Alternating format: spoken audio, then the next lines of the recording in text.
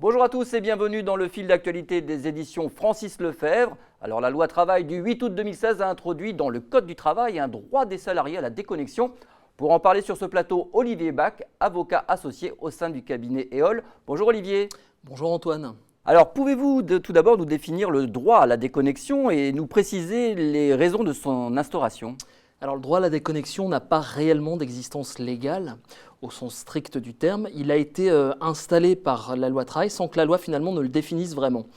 Ce qu'on peut dire du droit à la déconnexion, c'est que c'est un droit qui va permettre aux salariés dans les entreprises de pouvoir être respectés dans leur temps de repos, dans leur temps de congé, par rapport à cette hyperconnectivité qui nous entoure au travers de nos smartphones, de nos ordinateurs, etc. Mais donc à qui bénéficie ce droit ? Alors ce droit va bénéficier aux salariés, salariés de l'entreprise, donc les titulaires d'un contrat de travail, et je dirais tous les salariés, en ce compris probablement, parce que la loi ne les exclut pas, les cadres dirigeants. Alors dans une certaine mesure, on en reparlera bien évidemment, parce que ces cadres dirigeants sont particuliers, mais elle ne les exclut pas, et probablement qu'il faut aussi pour eux un temps de repos, de pouvoir souffler comme tout un chacun. Et comment ce droit doit-il être abordé dans les entreprises ? La loi travail oblige à instaurer ce droit à la déconnexion dans l'entreprise à compter du 1er janvier 2017. D'abord discuter, donc négocier avec ses partenaires sociaux, idéalement un accord d'entreprise. Ce serait idéal dans le cadre notamment de la négociation annuelle obligatoire sur la qualité de vie au travail, puisque c'est aujourd'hui un item annuel. Et puis, à défaut d'accord, on peut la décliner dans le cadre d'une charte individuelle. C'est l'employeur unilatéralement qui le fera le cas échéant, mais à défaut, je le redis, de pouvoir aboutir à la conclusion d'un accord. D'ailleurs, que risque l'employeur qui ne met pas en place ce droit ?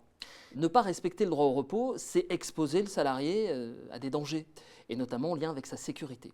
Donc l'employeur qui ne veillerait pas à la bonne santé de ses salariés, c'est un employeur qui ne respecterait pas son obligation de sécurité. C'est donc un employeur qui se met en situation difficile au regard de l'exécution, on peut dire, loyale du contrat de travail. C'est le cœur de la problématique. Concrètement, que peut faire un employeur à l'égard d'un salarié qui ne se déconnecte pas ?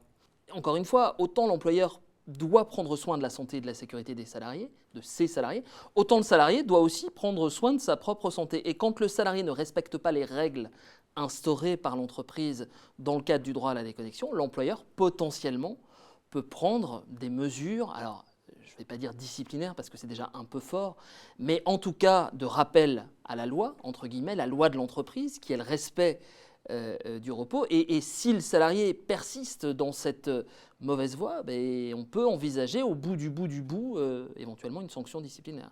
Eh bien, merci Olivier. Merci à vous. Voilà, c'en est tout pour aujourd'hui. Merci de votre attention et à très bientôt.